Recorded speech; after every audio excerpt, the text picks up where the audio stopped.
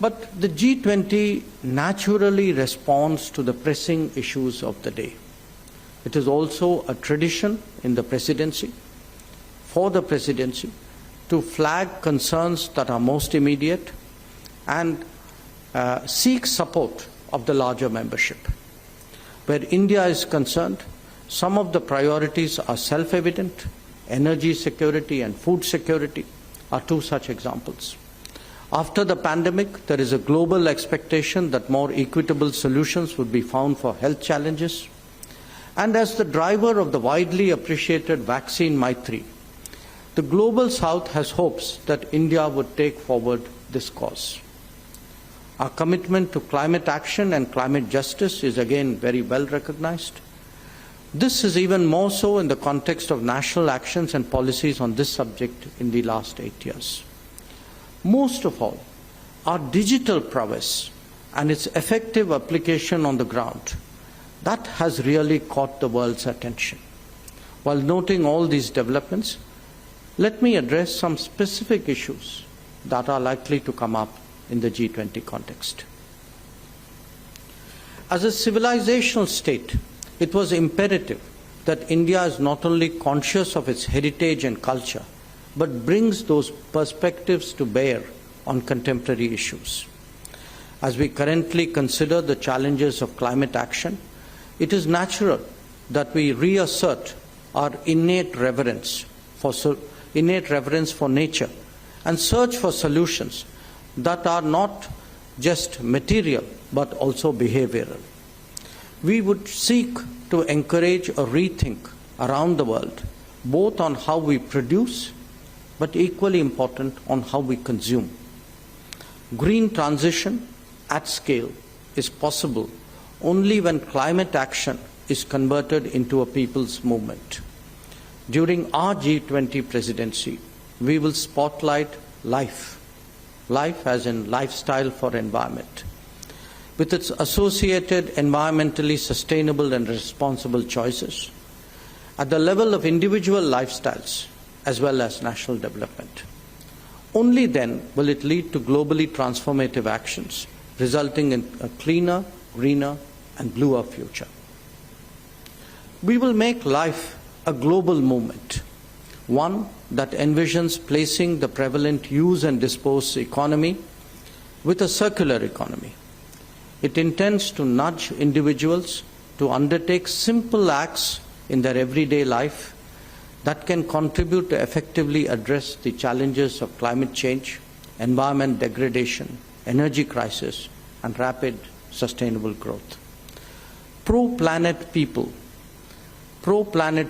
adopting fundamentally sustainable lifestyles will change the way we do business in the 21st century. India will seek to be a catalyst of that change. When taking over the G20 presidency in Bali, Prime Minister Narendra Modi spoke about a sense of trusteeship. We want that message also to go out from the G20, that for the sake of future generations, for people like you, every generation should leave the planet in a better shape than it inherited it. After due deliberation, we have therefore taken up Vasudhaiva Kutumbakam, or One Earth, One Family, One Future, as our G20 presidency theme. Drawing from our cultural ethos, this is a strong assertion of beliefs in shared and common solutions. It may apply to climate action and life, where the power of example, the diffusion of technology, and the spread of best practices can make a decisive difference. The same drivers are even more powerful when it comes to digital delivery, in order to ensure that we leave no one behind. And remember, we have demonstrated it even at a time of extreme stress by undertaking successfully Vaccine Maitri. The G20 is a diverse platform that seeks to forge common ground on key issues among prominent countries. Our endeavor is to make that consensus more relevant through a wider process of consultation. Indeed, our very choice of guest countries is reflective of this intent. Harmonizing various interests is something that is ingrained deeply in India's history and culture. We have long been a pluralistic and consultative society who have debated issues openly before we arrive at a decision. Since this is deeply ingrained in our DNA, we have never been insecure with diversity.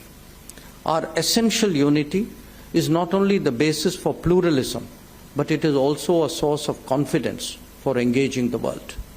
As the mother of democracy, India's G20 presidency will be consultative, it will be collaborative, and it will be decisive. Having noted that, we must also recognize that the global order today is not truly reflective of the state of the world. Institutions and practices created 75 years ago still dominate global decision-making. A representative and democratic international order must press for change, not just in the United Nations, but in other international institutions as well. While we strive to progress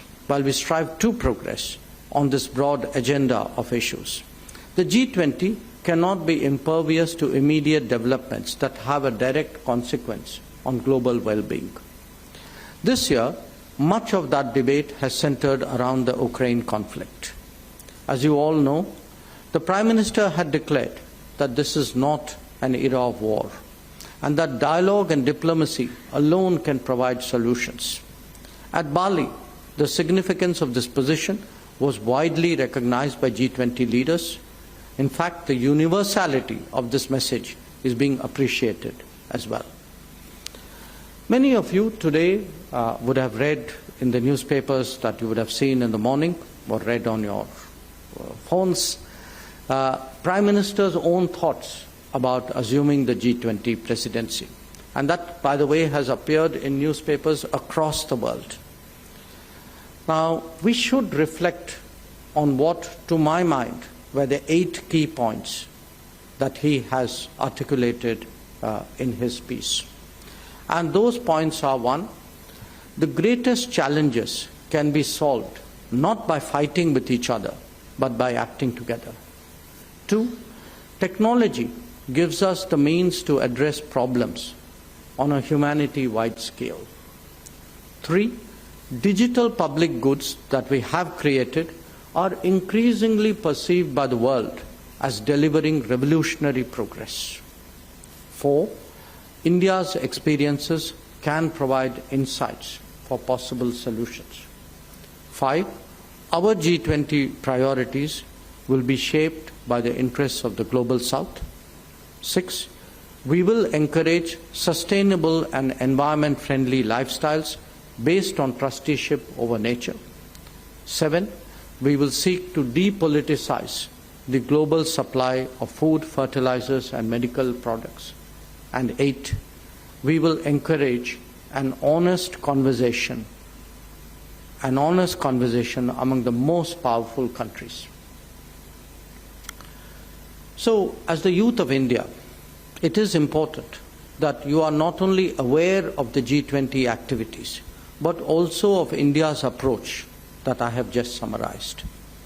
Under the Youth 20 Engagement Group of the G20, India will focus on skill development, on the future of work, access to quality health, and youth as equal partners in the development agenda. During the year, in the spirit of Jan Bhagidari, I would encourage the youth to conduct and host a wide range of practical activities like university lectures, roundtable discussions, model UN conferences in colleges on G20 agenda, and welcoming G20 delegations, including through cultural performance at various meeting venues. Remember, each one of you present physically here and virtually across, each one of you is an ambassador of India to the G20. I urge you to collectively be the radiant lotus of creative brilliance and generational optimism.